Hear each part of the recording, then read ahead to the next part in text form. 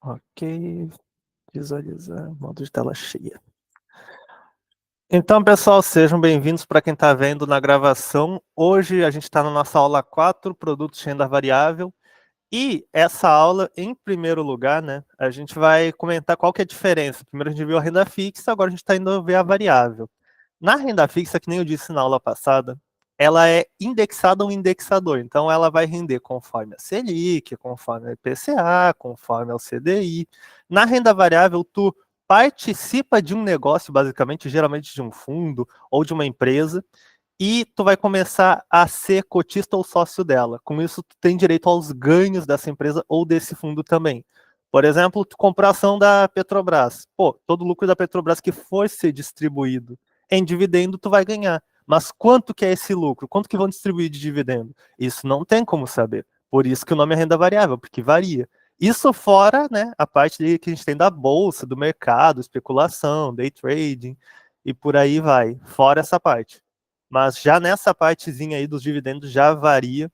Então, se a gente pegar em consideração a marcação a mercado, que é essa parte da bolsa, varia mais ainda, né? Por causa que é basicamente a ação e reação ali, é compra e venda direto. Mas enfim, é esse o principal diferença entre os dois, é por isso que renda variável é variável, porque ela varia, basicamente. E nela a gente tem algumas estratégias, né? Aquela que todo mundo conhece, que já viu em 300 filmes por aí, que é a especulação, né? Compra na baixa, vende na alta, padrão. Mas a gente tem outras também que são bem interessantes. Vamos começar a ver com a buy and hold, que em tradução livre é um comprar e segurar. Essa aqui se baseia mais em uma estratégia, tá, para renda passiva, para ganho de dividendo ou de rendimentos, tá? Que tu pode fazer isso tanto com empresas quanto com fundos imobiliários, por exemplo, porque os fundos imobiliários eles pagam mensalmente. Como é que funciona? Tu vai comprar, vamos supor, ações da empresa X, e a empresa X paga R$ 1 por ação. Vamos inventar, né, nesse exemplo, só para fins educacionais aqui, que a empresa X sempre paga R$ 1 por ação de dividendo. Aí, e paga isso semestralmente. Ok, então se tu comprou 5 ações da empresa X, tu ganha R$ 5 num semestre. No próximo, entre o primeiro e o segundo, tu compra 15 ações agora. Tu fica com 20. Tu tinha 5, comprou 15, ficou com 20. Agora tu ganha R$ 20. Pô, agora no próximo semestre, tu compra mais 30. Tinha 20, comprou 30, agora tem 50. Agora tu ganha R$ 50. Então tu tá comprando e segurando essas ações para ti, para aumentar o teu rendimento, ou o teu dividendo, dependendo, né? Porque para quem não sabe, para fundos é rendimento, para empresas é dividendo o nome. Muda o nome, mas a parte do funcionamento é parecida. Então é basicamente isso. O buy and hold consiste mais numa estratégia de dividendos ou rendimentos, né? Não vai para o lado da especulação. É pelo contrário, ele foge da especulação totalmente. Já a especulação por si só, ela não é sozinha, tá? Ela tem várias estratégias que dá para fazer no meio. Eu não estou nem falando de suporte, resistência do day trading, análise técnica, eu digo parte de mercado futuro mesmo. Na especulação é o famoso, né? Eu compro a estação a R$ 5, vendo ela a 15 e tenho um lucro de 10, que obviamente vai ter um impostinho aí, dependendo do caso. Mas basicamente a especulação é isso, tá? É tu compra na baixa, vende na alta, ganha uma grana nessa diferença e todo mundo sai feliz. Basicamente o day trade, tá? Para quem não sabe o que é day trade, é quando tem aquele gráficozão de uma ação, de uma commodity, do que for, e aí a pessoa tá fazendo várias compras e várias vendas para tentar ganhar nos lucrinhos que tem entre isso. E isso só não é muito sustentável, mas tudo bem. Pode fazer tipo exponencialmente até, mas não é o ideal. Ele leva muito mais em consideração fundamentos gráficos, ou seja, análise gráfica, do que análise fundamentalista que vocês estão vendo com o Rafael. Que a análise gráfica ela vai mais pelo ponto de eventos passados vão acontecer de novo, ou podem acontecer de novo, né? No gráfico ali da ação, ou do fundo, ou da commodity, enfim. Enquanto que o fundamentalista vai mais por analisar como a empresa é e ver se ela vale a pena.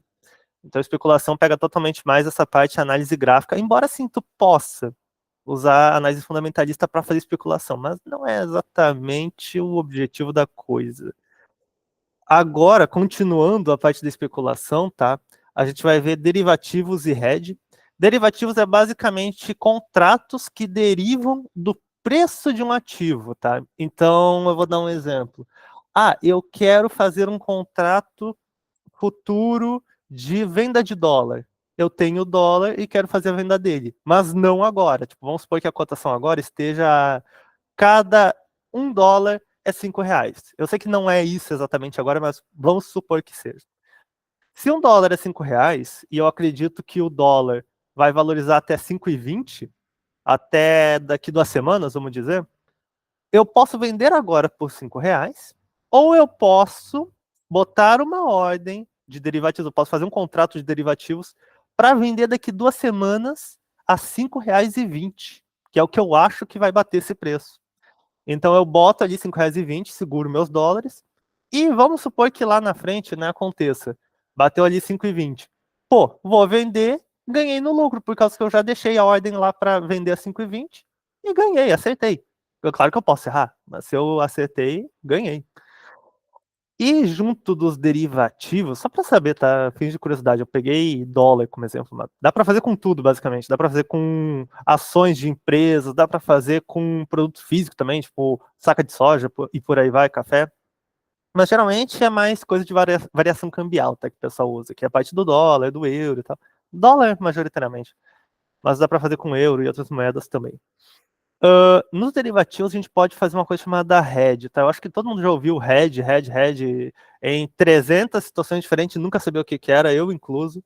Mas o hedge é basicamente o quê? A tradução livre é cerca, e a tradução faz alusão ao seguinte: o hedge é uma forma de tu proteger o seu capital contra algum acontecimento, mais ou menos. Por exemplo, eu acredito. Melhor, vamos fazer um exemplo mais fácil. Eu sou um exportador, ou seja, eu ganho em dólar, eu exporto para fora e recebo em dólar. Porém, eu tenho uma dívida em real. Ok, ok. E eu tenho vários títulos de renda fixa lá no exterior com dólar, tá? Que eu tô indexado ao dólar. Mas eu tenho aqui no Brasil uma dívida que eu tenho que pagar, que ela é, por exemplo, uma dívida de uma taxa pré-fixada mais a taxa Selic. Putz, eu tô com dólar e preciso pagar com a taxa Selic. Eu posso fazer um hedge onde, por exemplo, eu troco a rentabilidade, o indexador desse meu título. Eu estou ganhando a dólar, mas eu troco ele por Selic. E aí agora eu estou ganhando conforme a Selic. Ganhando conforme a Selic, eu consigo pagar mais facilmente a minha dívida. É mais ou menos essa a onda do hedge, tá? É que quando eu digo sempre mais ou menos, é mais ou menos assim, é porque é um assunto bem mais complexo, tá? Que eu estou tentando apresentar o conceito inicial, para se vocês quiserem aí, vocês se aprofundam mais. Mas o conceito inicial é mais ou menos o seguinte: tu quer se proteger contra alguma variação. O contrário também é válido. Se tu é um importador que tem um título vinculado à Selic e quer fazer uma troca, porque tem alguma dívida em dólar, tu pode também fazer essa operação que se chama swap, onde tu troca o indexador. Tu pode fazer isso, tá? Essa swap aqui é a primeira, inclusive. Então o hedge serve para isso, para tu proteger o capital, tá? Não é muito usado assim, pessoa física, geralmente mais empresas ou instituições financeiras que vão usar isso, mas a gente também pode usar ali até um certo ponto, dá para usar, tá? O swap, que nem eu disse, ele é uma estratégia onde tu troca um indexador por outro para conseguir se proteger de algum risco. Que nem eu dei o exemplo do exportador, né? Tu tá posicionado ali em dólar, tu recebe em dólar e tem uma dívida em real, que rende conforme a Selic. Ou então tu tem uma dívida que ela é uma taxa pré-fixada, mais o IPCA. Vamos botar nessa situação que a taxa Selic está bem maior que o IPCA, ok? Para isso, tu vai trocar o indexador que tu tá ganhando em dólar para ganhar conforme a taxa Selic em um título. Quando você faz isso, você está ganhando mais que o IPCA e está ganhando em real. Então, tu vai conseguir pagar esse título com mais folga. É mais ou menos essa onda do swap. É tu trocar uma ponta, um indexador, por outra, que vai ser outro indexador. Então, aqui a gente tem alguns termos, tá? A ponta ativa é o novo indexador, quando tu faz essa troca, o indexador que vem para ti, ele é a ponta ativa. Naquele exemplo que eu falei, de o cara que troca de ganhar em dólar para ganhar conforme a Selic, a ponta ativa dele é a Selic. Ele deixou de ganhar em dólar para ganhar conforme a Selic. A ponta passiva é justamente o contrário. Então, se a ponta ativa é o indexador que tu passa a receber após o contrato, na passiva é a que tu deixou de receber. Então, aqui a ponta passiva, nesse exemplo, é dólar, porque o exportador está trocando de ganhar em dólar por ganhar em Selic. Ele fez esse contrato e agora está ganhando em Selic no lugar de dólar. A ponta ativa dele é Selic, a ponta passiva é dólar. E o valor base vai ser o valor do contrato ou do ativo, né? Então, por exemplo, eu quero transformar esses 5 mil dólares em. Não, quero transformar esses 1.000 dólares em 5 mil reais. Vai, 1.000 dólares ou 5 mil reais vai ser o valor base do contrato que vai ser definido ali pelas partes, né? No swap tem uma coisa que é um ajustezinho, tá? Diário, que é. Um ajustezinho diário, não, desculpa, não é diário. Não é diário, desculpa. Tem um ajuste que é, quando tu faz essa operação, tu pode estar errado. Por exemplo, tu pode estar ganhando na Selic, e aí o dólar varia mais do que a Selic. E aí tu deixou de ganhar muito mais do que poderia estar ganhando. Então, quando tu tem esse caso, onde vamos continuar, né? O cara começou a ganhar em Selic, conforme a Selic, e deixou de ganhar em dólar. Ele, se a Selic tiver uma rentabilidade maior que o dólar, se ela crescer mais que o dólar, tu teve um ajuste positivo. A ponta ativa foi melhor que a passiva. O contrário é um ajuste negativo. O dólar desempenhou melhor que a Selic.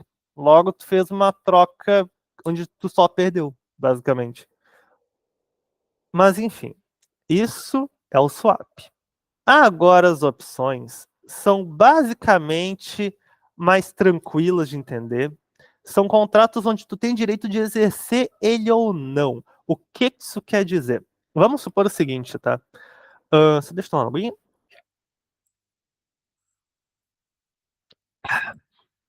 Opções funcionam mais ou menos assim, ó. Vamos supor que eu tenho uma ação da empresa X.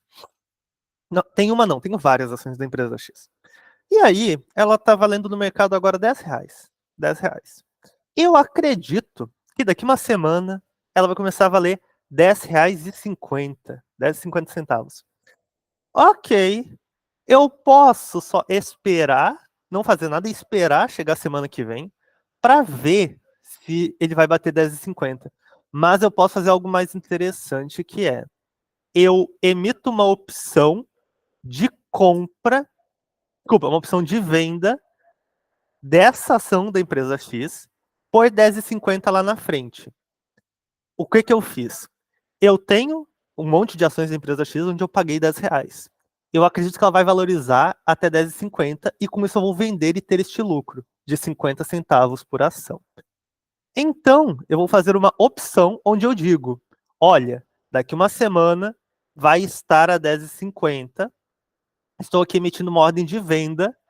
Quem quiser comprar essa ordem de venda vai me pagar um prêmio, né? Um prêmio ali por esta ordem e vai poder exercer esse direito. O que é o exercer? O exercer é basicamente eu pegar e concretizar o acontecimento. Então, se eu tenho uma ordem de venda, é vender. E só um segundinho que alguém tá gritando aqui. Só um segundo.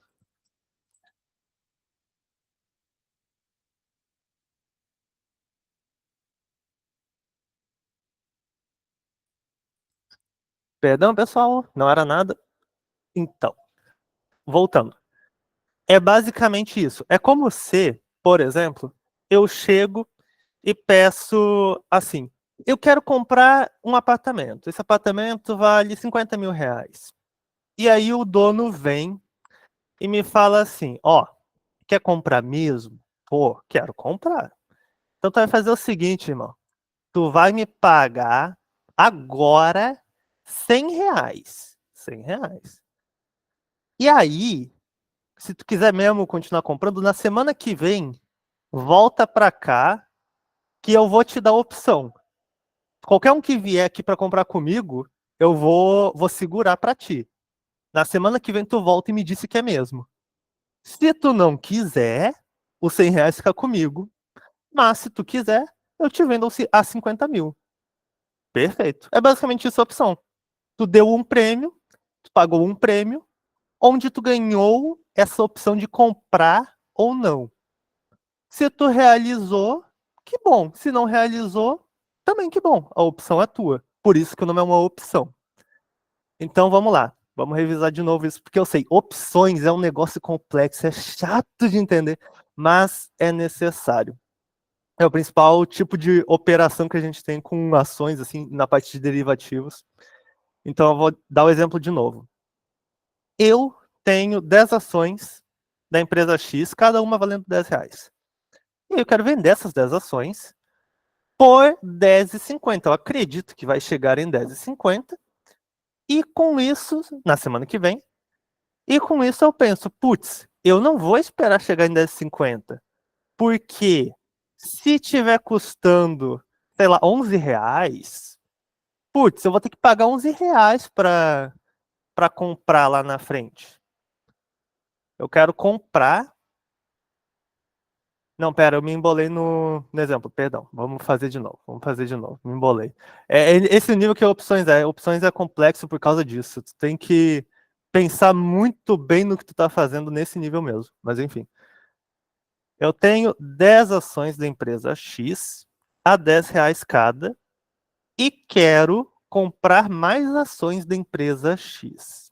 Ok? Ok. Eu acredito que na semana que vem, essas mesmas 10 ações estarão custando cada uma R$11. Beleza.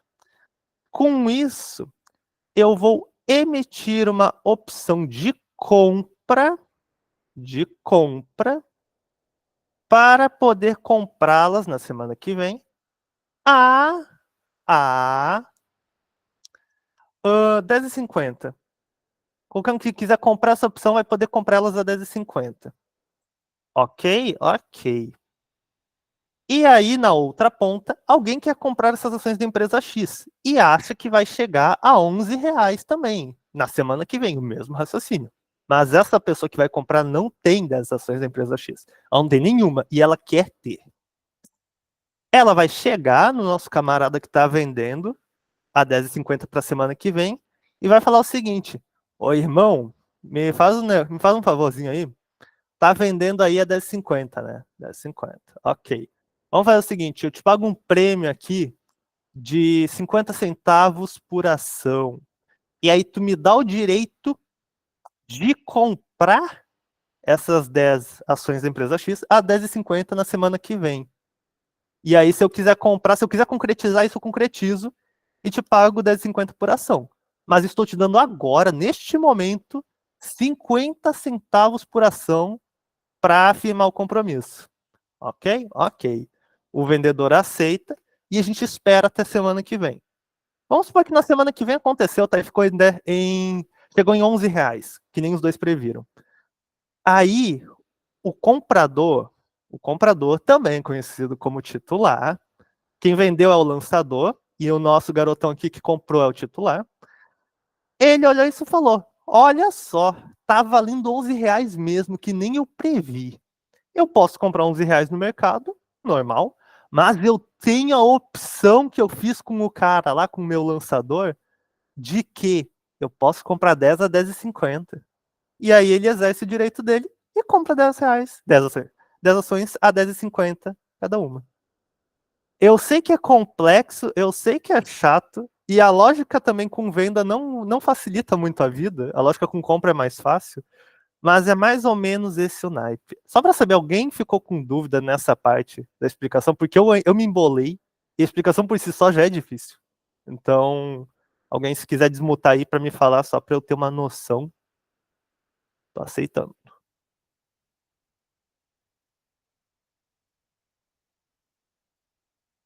Mas então, vamos continuar aqui. A terminologia, que nem eu tentei ali dar, né, no caso do exemplo, o lançador é sempre quem está vendendo a opção. Ele recebe o prêmio e está assumindo uma obrigação. Então, se ele lança uma opção de venda, ele vai ter que vender as ações para quem comprou essa opção.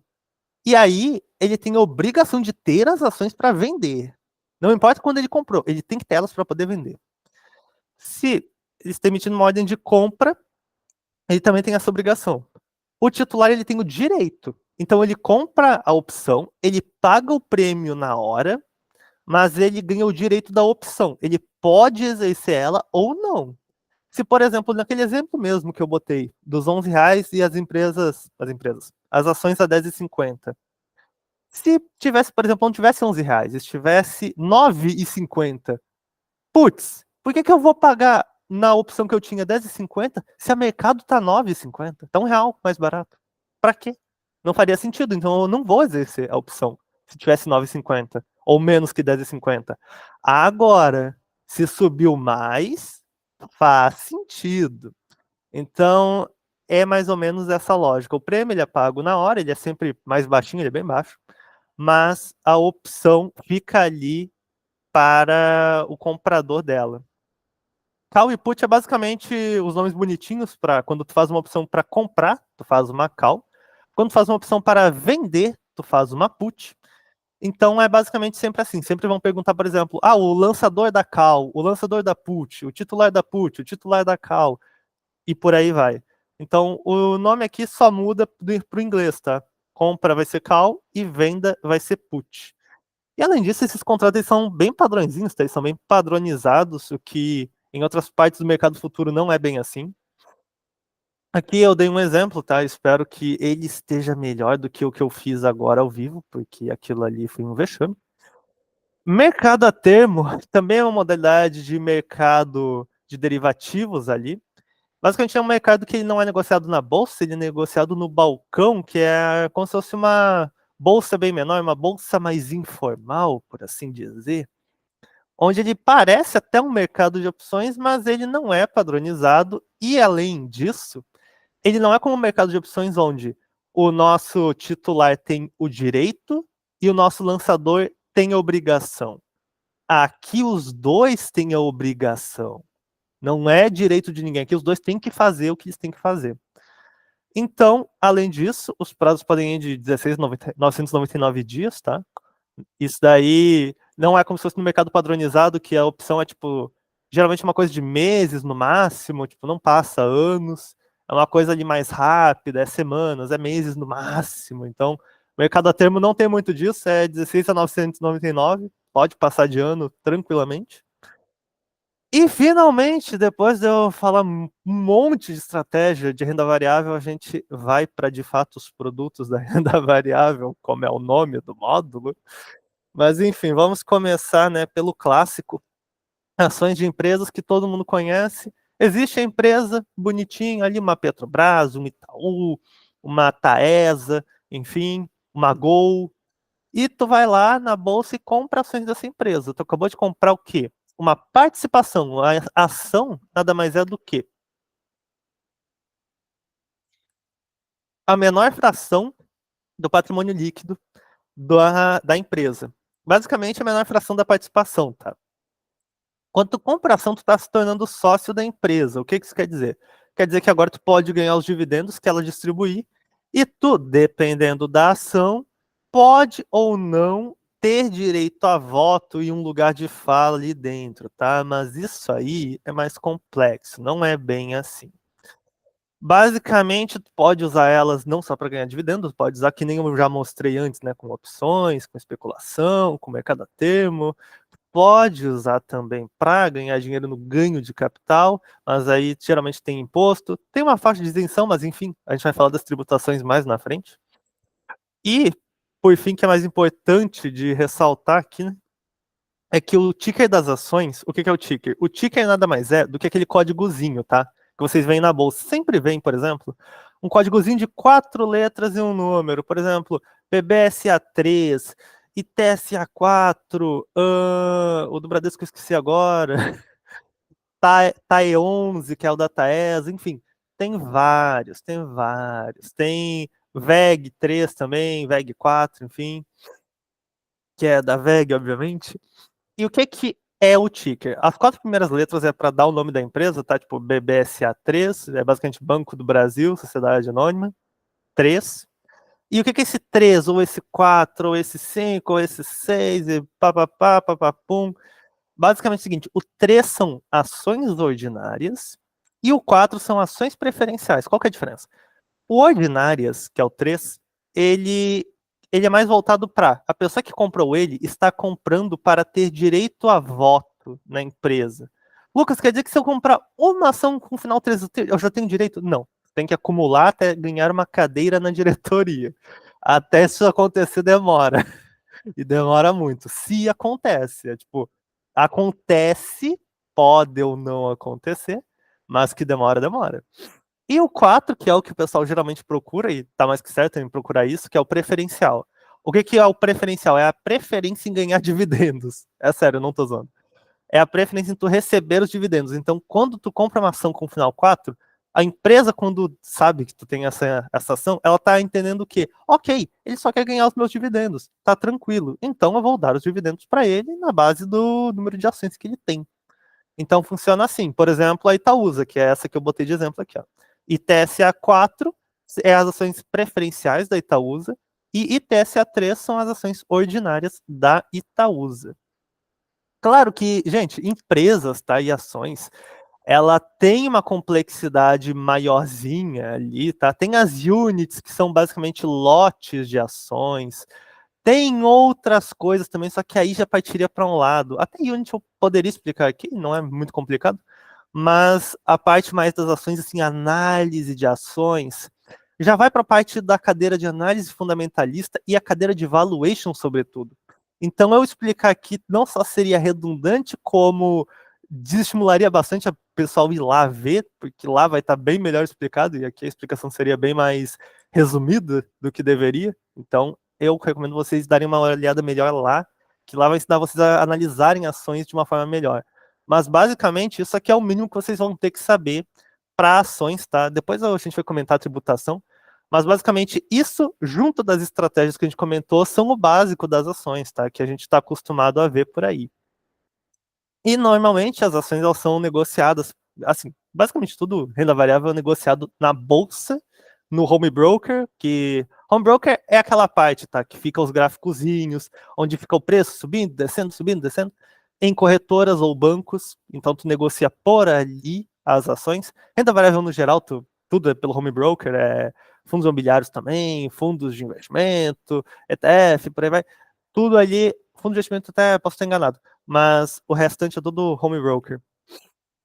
Eventos societários que acontecem nas empresas, os dividendos, né? O clássico. A empresa teve lucro e uma parte dele vai distribuir para os sócios. Isso é o dividendo. Isso é uma coisa importante de dizer, tá? O dividendo, ele não garante o crescimento da empresa. É literalmente olha, esse lucro, ao invés de a gente usar na empresa para melhorar ela, a gente vai usar para dar para o cotista para deixar ele feliz. É isso. Então, não tem crescimento se a empresa distribui muito dividendo, tá? Ao mesmo tempo, o contrário também é extremo demais. Se tu não distribui nenhum dividendo, o que acontece é bem simples. É que a empresa vai crescer, vai continuar com a sua expansão, porém, ela não vai ter aquela coisa de distribuir, mostrar o resultado efetivamente para o cliente ali, para o sócio dela. Então, o sócio vai se perguntar, pô, por que eu tenho essa ação se eu simplesmente não estou ganhando nada com ela? Ah, a empresa está crescendo. Pô, que bom. Mas aí que tá, eu comprei ela para ter dividendo. Se eu não tenho dividendo, o que eu estou fazendo? Então, o extremo nunca é bom, nem o extremo de ter só dividendo, nem o extremo de não ter nenhum. Juros sobre capital próprio são basicamente proventos que são pagos aos acionistas e tem um certo benefício fiscal em cima disso. É basicamente uma tributação à parte deles, tá?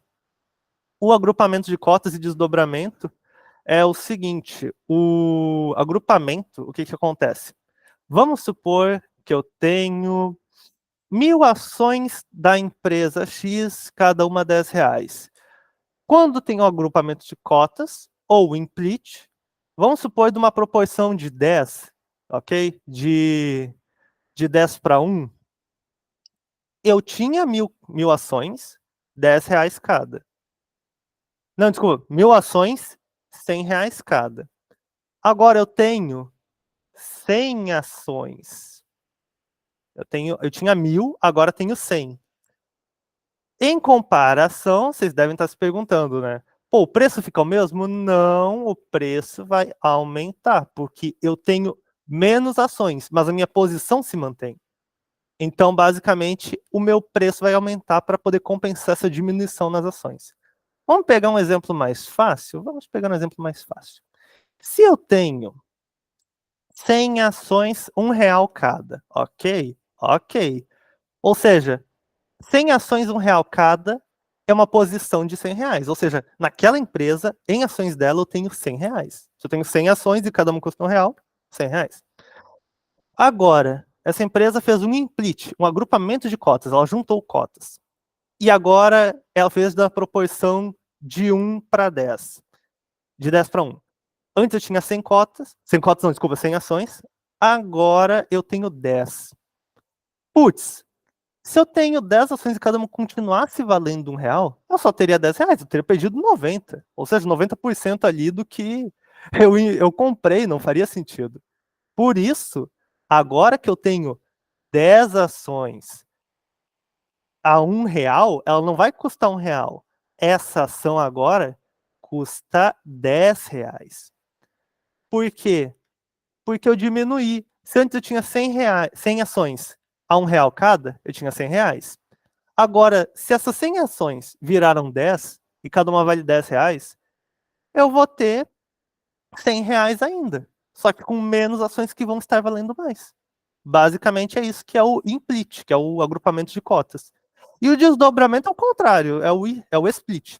Se eu tinha 10 ações, cada uma vale R$ 1, e agora eu tive um desdobramento, essas 10 ações que valem R$ 1 cada, agora viraram 100 ações que custam 0,5 R$ 0,5 cada. Deixa eu só ver se o meu cálculo tá certo, tá? 100 por 0,5.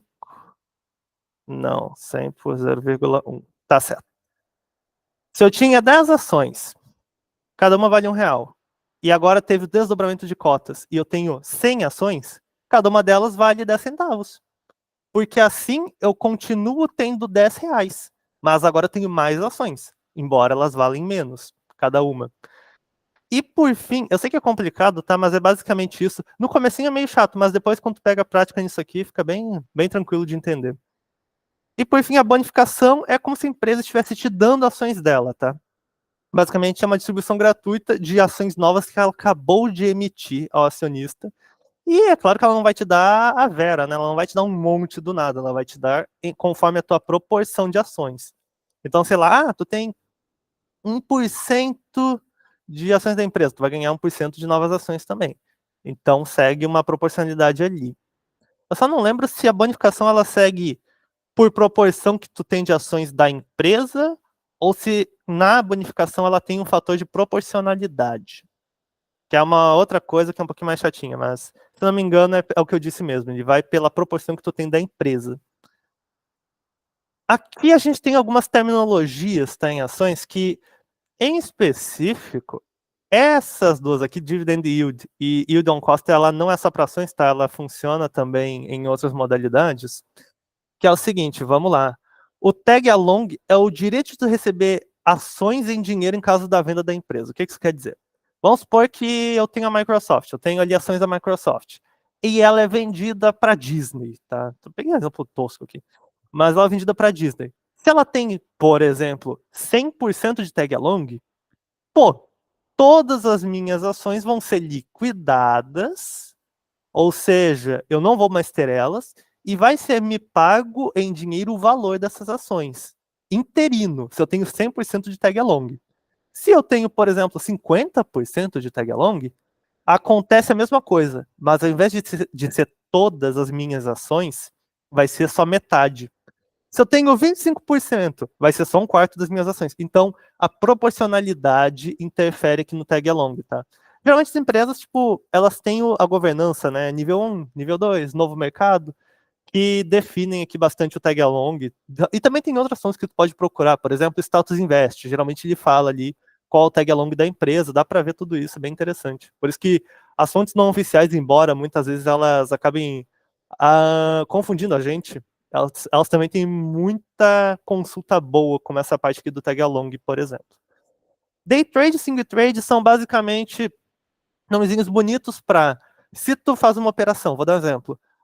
Eu vou comprar uma ação do Banco do Brasil hoje, às 2 da tarde, e às 4 da tarde eu vendo essa mesma ação. Pô, eu fiz day trade, porque eu acabei de comprar e vender a ação no mesmo dia. Mas se eu tivesse comprado hoje às 2 da tarde e vendesse daqui 2 dias às 3 da tarde, ia ser swing trade, ia ter passado um dia. É basicamente isso. O que muda na prática? Day trade paga mais imposto. Eu não tô brincando, day trade paga mais imposto que swing trade. Então, tem diferença na parte tributária. Mas na parte de operações não tem interferência. Assim. Se tu quiser comprar, vender no mesmo dia ou em outro, e não se preocupa com tributação, fica à vontade. Circuit Breaker acontece o seguinte, ó, é quando a bolsa ela cai tanto, que no caso aqui é 10%, né? No mesmo dia, que para a gente não ter um colapso na bolsa que nem em 1929, nos Estados Unidos, a bolsa simplesmente vai se fechar. As negociações são fechadas, tudo é fechado até o dia seguinte. Então isso aconteceu, tipo, na pandemia. Se não me engano, aconteceu umas 2 vezes que eu tenho a lembrança, tá? 2 vezes ou uma, eu não lembro direito. Mas eu lembro que aconteceu. Porque também, né, as ações começaram a cair por causa do vírus e tal. Então, além de outros fatores também macroeconômicos ali no meio. E aí, simplesmente, deram um circuit breaker e fecharam no dia, para justamente não ter um colapso na bolsa nem nada do tipo. Dividend yield, esse aqui, esses dois vocês prestem atenção que é importante, tá? O dividend yield, ele é o quê? Ele é a relação entre o dividendo, ou rendimento, se for um fundo, pago ao investidor em comparação com o preço de mercado dele. Então, se, por exemplo, tu tem ali uma empresa que tu comprou uma ação, que foi R$ 100, e aí essa empresa custa ainda R$ 100 na bolsa, e te pagou R$ 1 de dividendo, tu ganhou 1% de dividendo. Porque tu comprou por 100, se manteve por 100, e aí tu foi pago em R$ 1. Lucas, e se, por exemplo, eu comprei ela por R$ 100, ela agora tá valendo 200, essa mesma ação, e eu ganho R$ 1. Pô, então tu teve 0,5% de dividend yield, porque é R$ 1 dividido por 200. Só para ver se eu não tô falando besteira, tá? Deixa eu fazer o cálculo, porque o meu medo é real, tá? Tô certo, 0,5%. Mas é basicamente isso, tá? Ah, Lucas, e se eu quiser comparar com o valor que eu paguei na ação? A ação eu paguei 100, tá valendo 200 e eu ganhei R$ 1. Mas e se eu quiser comparar com o 100, eu posso? Pode. É aí que entra o yield on cost. O yield on cost é exatamente isso. Enquanto eu estou comparando no dividend yield, que no momento onde eu fui pago R$ 1 de dividendo, ela valia R$ 200, ou seja, eu ganhei 0,5% de dividend yield. No yield on cost, onde eu paguei R$ 100 por essa ação e ganhei R$ 1 de dividendo, eu estou ganhando 1%. Porque em cima do que eu investi foi R$ 100. Ela agora está valendo 200. Se ela está valendo 200, 150, aí já não é comigo. Mas o que eu paguei foi R$ 100. Então, o yield on cost ele olha para quanto tu pagou e o dividend yield olha para quanto está valendo no mercado. Então, é basicamente isso. E esses dois, que nem eu disse, eles não se limitam a ações, tá? Pode usar isso aqui em fundo imobiliário também, tranquilamente.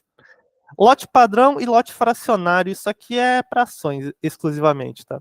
Tu pode comprar ela num lote padrão, que são 100 ações da empresa, ou fracionado, que aí tu pode comprar ação por ação, bem de boinha. ETF, agora a gente vai começar a expandir um pouco mais. ETF nada mais é do que um fundo de investimento, tá? Que ele obrigatoriamente tem uma gestão passiva. O que é gestão passiva? Que só vai seguir um indicador. Então o ETF nada mais faz do que isso. Ele segue um indicador. Exemplo, BOVA11 é um ETF que ele segue o Ibovespa. Então o que acontece? O Ibovespa ele tem, né, essa cesta de ações dentro dele. Esse ETF, o BOVA11, nada mais vai fazer do que comprar a exata mesma cesta de ações. Pronto. Ele, por lei, tá? Ele tem que ter 95% do patrimônio alocado na estratégia que seja acompanhar esse índice. 5% ele pode fazer o que quiser, mas 95% ele é obrigado a estar seguindo o índice dele. Então, a gente tem ETF de fundos imobiliários, a gente tem ETF que é o IFIX, né, para fundos imobiliários é o IFIX, que é a mesma coisa que o Ibovespa, só que para fundos imobiliários. Tem do Ibovespa, que nem eu acabei de falar, o BOVA11. A gente tem ETF de muita coisa. Tem ETF de SP500, que é lá da América do Norte. Tem vários ETFs, tá? Vários, vários, vários e vários mesmo. Tem ETF que acompanha IMAB5, que é, né, um índice de renda fixa ali. Temos ETF de basicamente tudo que dá para se imaginar. Então, é bem interessante ver isso, porque é como tu, por exemplo, investir. Eu vou dar o exemplo que todo mundo dá para ETF, mas o BOVA11, por exemplo, é como se tu investisse no Ibovespa inteiro, comprando apenas uma cota do fundo que é essa ETF. Então, é como se tu pagasse para ter essa maior diversificação, mas ETFs tem um negócio que ele é mais confuso, tá? Que é o seguinte: ele não, a maioria, a esmagadora maioria, não tem o costume de pagar dividendo ou JCP, porém, ou seja, se ele não paga dividendo e nem JCP, que é juros sobre capital próprio, que a gente viu lá atrás, tu deve estar pensando, putz, então eu só ganho ele na hora que eu vendo. Se eu comprei ele e vendi com lucro, correto? Mas agora a gente está começando a ter uma onda, tá? Que ainda é bem, cara, é bem recente, é muito recente, de ETFs que pagam dividendos. Teve um do Nubank, eu não vou lembrar o ticker dele, e agora vai ter um do Itaú, que é o DIVD11. Lucas, mas como assim? Ele é um ETF que paga dividendo. O da Nubank eu não conheço realmente, mas o DIVD11, ou DIVD11, eu vou chamar assim, ele, ele é uma ETF, que nem eu disse, e replica o índice de dividendos, o IDIV. Se alguém quiser pesquisar depois, pode procurar IDIV B3, que vai ter no Google bem certinho quais são as ações ali. Onde aí basicamente replica as ações que são as melhores pagadoras de dividendo do Brasil. Então ali vai ter, por exemplo, Itaúsa, acho que tem Taesa, se não me engano, mas enfim, tem que consultar ali. Mas tem as melhores pagadoras de dividendo. E esse ETF vai pagar dividendo mensalmente, o Divid11, até onde eu sei. O da Nubank eu não vi muito bem. É que esse Divid11 eu realmente fiquei mais intrigado, mas ele tem essa proposta, e agora está sendo mais realidade um pouquinho, esses ETFs que pagam dividendo. Mas, no geral, eles são mais para especulação, eles são mais para a estratégia de vou comprar na baixa e vender na alta e ficar feliz com o meu lucrinho. O ticker dos ETFs é a mesma coisa, tá? Sempre é 4 letras e um número. No caso dos ETFs é sempre 11, tá? Então o BOVA11, o Clabin11, que é o KLBN11, vai ter também o DIVD11, que nem eu falei agora do Itaú, que é DIVD11, ou seja, 4 letras e um número. E uma coisa importante, tá, antes de passar para o próximo, é que isso aqui é um fundo de investimento, mas não é isso que eu vou falar. O que eu vou falar é o seguinte: o final dele é 11, mas lembrem uma coisa: tanto ETF quanto fundo imobiliário é final 11. Então não é porque é final 11, ETF. Não. Vê bem o que é. Dá uma olhada. Ações não tem como confundir porque é sempre 13, 4, ordinária e preferencial. Mas aqui no ETF, nos fundos imobiliários, FINFRA, FIAGRO, termina com 11 também. Então tem que ter um cuidado aqui, ok? Nem tudo que vocês veem com final 11 é uma ETF. Fundos imobiliários, que nem eu falei, esse aqui é provavelmente minha classe de ativos preferida no mundo. Isso aqui eu poderia ficar 3 horas falando com vocês, até vocês estão vendo aqui que eu, né, sem favoritismo, mas assim, eu escrevi muito mais e se me deixasse ter escrito uma aula inteira disso aqui. Enfim, eles são basicamente o quê? São fundos de investimento sempre fechados. Vocês vão ver a diferença disso na próxima aula, tá? Não se preocupem. Que são focados no segmento imobiliário. Então, onde eles vão investir? Eles vão comprar imóveis, por exemplo, galpão logístico, shopping, laje corporativa. Laje corporativa é um nome muito bonito para prédio comercial, tá? Renda urbana, que também é um nome muito bonito para lojas de varejo. E por aí vai. Vão comprar ativos. CRIs também, lembra que a gente falou da renda fixa? Então, fundos imobiliários também podem comprar CRIs. Inclusive montar CRIs, tá? Muitos fazem isso, inclusive.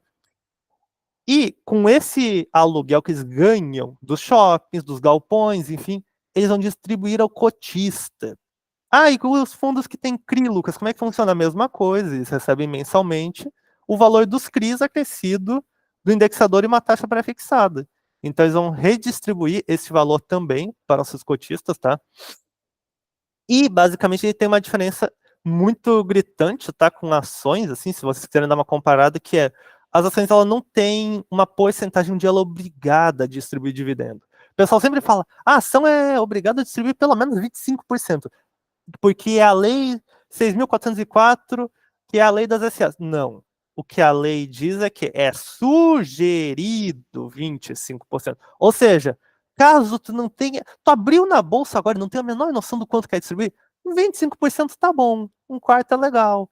Mas não é a obrigatoriedade, tá? A obrigatoriedade meio que não existe. Tu pode distribuir como pode não distribuir. Inclusive, tem várias empresas que elas não distribuem e elas têm esse perfil como empresas de crescimento. São como se fossem empresas mais novas que estão evoluindo para chegar no ponto de ganhar muito dinheiro e poder depois pagar os dividendos para o pessoal, assim, para os sócios dela. Por exemplo, se não me engano, a Prio 3 ou Prio 4 é nesse perfil como uma empresa petrolífera ali, na mesma onda da Petrobras. Ela é nesse perfil, ela é uma empresa mais de desenvolvimento, ela não paga dividendo. Mas, enfim, os fundos imobiliários, eles, por sua vez, são obrigados a distribuir 95% de tudo que ganham. Isso é determinação legal, é lei, é obrigado a distribuir 95% de todos os lucros do semestre aos cotistas. O fundo imobiliário faz isso mensalmente, tá? Fundo agro também, e a maioria dos fundos infra também. E fundo infra e fundo agro vocês já vão ver, tá? Mas todos eles têm essa vibe de distribuir mensalmente. Porque, assim, pela lei é semestral, porém, eles viram que o mercado gosta muito de receber todo mês. Então, eles começaram a pagar mensalmente, e no final do semestre, o que eles fazem? Eles pegam e distribuem o que está sobrando. Então, por exemplo, o fundo realizou a venda de um imóvel e está com o dinheiro acumulado ali no semestre. Ok. Então, todo mês ele paga ali, sei lá, 80 centavos. Aí chega no final do semestre e ele vai pagar os 80 centavos mais o que ele acumulou dessa venda. Então ele vai pagar tipo R$ 1, R$ 1,10, R$ 1,20, R$ 1,40, enfim, aí depende do caso, mas ele é obrigado a distribuir tudo no semestre, mas por mês eles geralmente distribuem sim de forma mais uniforme, se vocês estão me entendendo. Enfim, o que acontece é o seguinte.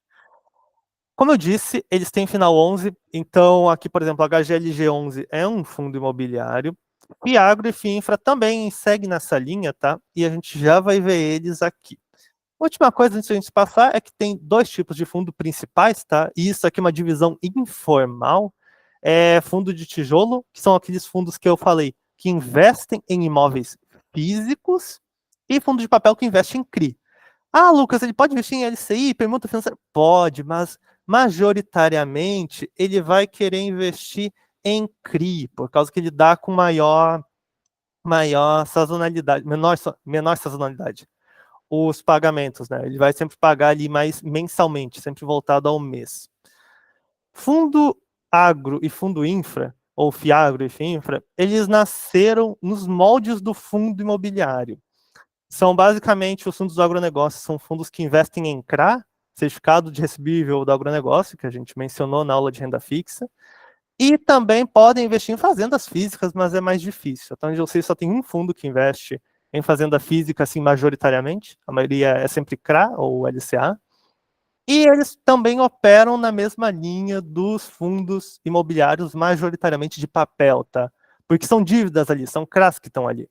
Então ele fica mais voltado a esta parte. E o que que acontece? Acontece basicamente que o fundo agro, enquanto o fundo imobiliário investe nos imóveis, o fundo do agronegócio investe no agronegócio. Então, em dívidas do agronegócio, em fazendas físicas, que nem eu disse. E o fazendas físicas que eu me refiro não é necessariamente vou comprar a fazenda, alugar ali para um fazendeiro, para algum grupo, por exemplo, e aí eles plantam e me dão parte do lucro. Não, eles podem fazer também para uma estratégia chamada sale and leaseback, por exemplo. Eles alugam, eles compram na sale and leaseback, eles vão comprar as terras de alguém, alugar para essa mesma pessoa por algum tempo e depois vão vender de volta. Mas nesse meio tempo em que ficou com eles, é de propriedade do fundo. Então, se o fulaninho quiser dar uma de espertão e não pagar, a fazenda não é mais dele. A fazenda agora é do fundo. Então, a hora que o fundo quiser mandar ele embora, mandam. Então, tem outras estratégias que dá para fazer. Tem uma clássica que o pessoal sempre usa, que é a especulação. Comprar a fazenda ali mais detonada, reformar ela, tornar as terras férteis de novo, dar uma ajeitadinha e vender mais caro para distribuir esse lucro aos cotistas. Eles, como eu falei, são mais novos, eles são de 2021. E os FIINFRA, eles também vão nessa onda dos fundos imobiliários, porém, eles investem em debêntures incentivadas, ou seja, debêntures ligadas à infraestrutura. Lembra que eu falei na aula de renda fixa? Só que tem muito a ver com a aula de renda fixa. Se vocês quiserem, recomendo dar uma olhada de novo nos slides, ou a aula. Mas aqui, basicamente, eles vão sempre investir em renda fixa, na parte das debêntures incentivadas em infraestrutura, ali a parte de energia, parte de rodovias e tudo mais. E, basicamente, por fazer isso, o fundo, não só a debênture incentivada dentro dele, o fundo ganha benefícios fiscais. Por exemplo, os FIAGRO e os FIIs, que são os fundos imobiliários, eles têm um pagamento que tu é obrigado a fazer, onde, se tu comprou na baixa e vendeu na alta, por exemplo, uma cota de fundo do agronegócio ou de fundo imobiliário, tu é obrigado a pagar 20% de imposto de renda em cima do ganho de capital, sem faixa de isenção, ou seja, tu ganhou, tem que pagar. FIINFRA não. FIINFRA, o ganho de capital é isento, o rendimento é isento. Aqui nos FIAGRO e nos fundos imobiliários, o rendimento que tu ganha mensalmente, ele já é isento de imposto de renda. Mas aqui tudo é isento de imposto de renda. Então, no agronegócio, nos fundos do agronegócio, né, os FIAGRO e os FIIs, que são os fundos imobiliários, os dois têm rendimento isento, mas o ganho de capital não. O ganho de capital tu paga imposto de renda. Aqui nos fundos de infraestrutura não. Eles tu não paga imposto de renda nem no ganho de capital e nem nos dividendos. Desculpa. Nos rendimentos. Por fim, vamos falar agora de tributação, na parte mais chatinha, porque, assim, para quem vai fazer a CEA, isso aqui tem muita relevância, tá? Agora, para quem não vai fazer, é importante sempre ter em mente isso, ou sempre pesquisar antes de fazer alguma operação, porque depois isso aqui dá um ruim, tá? Isso aqui vocês estão mexendo com a receita, gente. Mas vamos lá.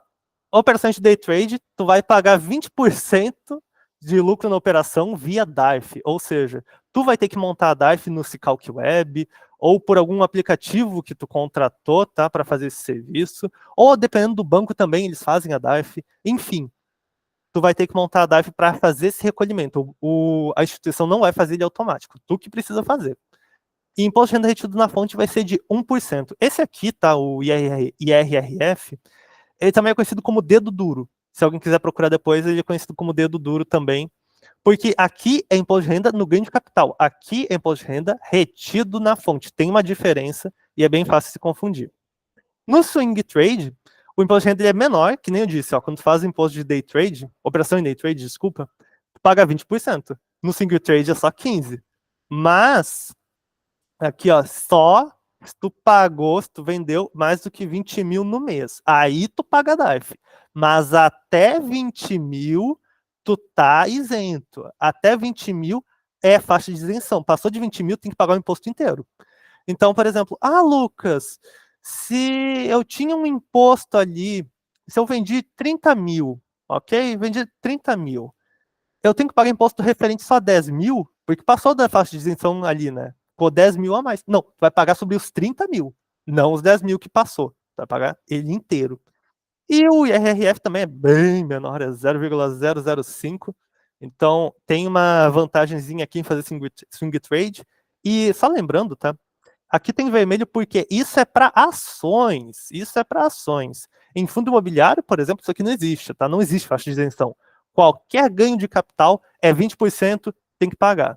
A DARF é no mínimo valor de R$10, então menos de R$10. Ó. Isso é importante, tá? Para qualquer operação de renda fixa que vocês tenham que montar DARF. Renda fixa não, desculpa. Renda variável, que vocês tenham que montar DARF. A DARF ela tem valor mínimo de R$10. Ou seja, até tu bater os R$10, não tem que fazer DARF, porque tu não tem o valor mínimo para gerar ela. Mas no momento que tu passou R$10 para mais, monta na hora. Não espera. Monta mais cedo possível. Em caso de prejuízo, tu não tem que pagar DARF, porque pagar imposto no prejuízo seria triste, né? E tem uma coisa interessante que é, se tu teve prejuízo, tu pode amortizar com lucros futuros. O que isso quer dizer? Se eu, por exemplo, nos fundos imobiliários, eu vendi fundos imobiliários, vendi cotas de fundos, e tive um prejuízo de R$100, os próximos R$ 100 de lucro que eu ganhar em futuras operações, eu não tenho que pagar imposto. Porque eu tenho um prejuízo ali que eu tive inicialmente que eu preciso amortizar. Então, até passar de R$ 100 eu não pago imposto. Passou de R$ 100 aí já começa a pagar. Mas, enfim. E é importante dizer também, tá? Não faz misturança aqui, ó. Se tu teve prejuízo em ações e acha que pode compensar em fundo imobiliário, não pode. Ah, eu tive prejuízo em fundo imobiliário, quero compensar em ação. Também não pode. Ação, fundo imobiliário e por aí vai. Não faz misturança aqui. Os dividendos até o momento da gravação dessa aula são isentos, mas estamos com aquela proposta, né, de taxar, acho que era em 15%. O juros sobre capital próprio já tem 15% dele retido na fonte de imposto de renda. E aqui também a gente tem a tributação em FIIs e FIAGRO. Aqui em FIIs e FIAGRO, tá? Até onde meu conhecimento vai de contador, tu pode fazer aquilo que eu falei, aquela meio que misturança, tá? Eu tive prejuízo em FIAGRO. Posso compensar com lucro de fundo imobiliário? Pode. Mas é entre esses malucos aqui. É só eles, até onde eu sei, é só eles, tá? Se alguém até tiver alguma correção para fazer quanto a isso, pode me falar, tá? Porque é realmente, até onde eu sei, é assim. Eu sempre trabalhei assim, dessa forma. Então, é basicamente 20% em cima do lucro da operação, que tu vai gerar o DARF para eles, tanto FIIs quanto FIAGRO, vai ser 20%. O rendimento deles é isento de imposto de renda, porque, como eu disse, são setores privilegiados da economia, então é o agronegócio e o mercado imobiliário. E em caso de prejuízo, pode compensar ele e amortizar com lucros futuros. E aqui, quando digo não tem tempo para isso, assim como eu botei aqui em ações, ó, não tem tempo para isso, é no sentido de que o lucro a amortizar, tu não paga imposto até o momento que tu amortizar ele. Se tu amortizou ele em um mês, uma semana, 5 anos, 10 anos ou 200 anos, não me importa. Se tu tem como provar que tem lucro a amortizar, tu não paga imposto até ele ser totalmente amortizado. Então não tem um prazo, tá? Ele não tem vencimento. É um prejuízo amortizável que fica ali. O prejuízo fica até ser amortizado. Não tem um tempo para isso, não tem um vencimento do prejuízo. Ele é eterno até acabar, basicamente. E infra, ele, como eu falei, ele é totalmente isento, né? Por causa que estamos falando de investimentos em infraestrutura. E tributação em OF é 15% do lucro da operação, assim como é nas ações em swing trade, tá? Então, imposto de renda sobre o ganho de capital em 15%. Em operações, segue-se a mesma regra, 20% sobre o lucro da operação, 1% de dedo duro. Em swing trade, 15% de ganho de capital e 0,005% de dedo duro. E na renda fixa, vocês já sabem, né? Toda vez que a gente for fazer alguma operação que envolva renda fixa, é a tabela regressiva do IRRF. É aquela, até 6 meses, ou até, no caso, 180 dias, 22,5%. De 180 a 360 é 20%. De 361 a 720 de 361 até 720 dias é 17,5%. E de 720 dias para mais, ou seja, 2 anos para frente, vai ser de 15%. Então vai seguir essa tabela aqui. E na aula de hoje era isso, gente. Alguém ficou com alguma dúvida? Vocês deram para ver, né, que eu não coloquei aquela parte de sugestões para estudo posterior, mas é porque só isso aqui já é assunto suficiente para vocês poderem se aprofundar um monte, tá? Então, se eu botasse assunto para estudo posterior, vocês iam ficar malucos isso aqui. Mas enfim. Alguém tem alguma perguntinha? Fale, Leroy. Opa, tudo certo. Tranquilo, meu bom. Deixa eu só parar a gravação aqui. A princípio é isso, gente. Não tenho muito mais o que mostrar para vocês sem deixar vocês malucos.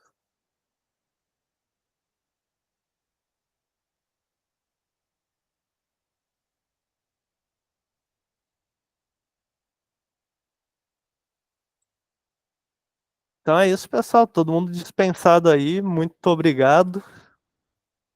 Valeu, boa noite. Boa noite, boa noite. Boa noite. Boa noite. Tchau, boa noite, valeu.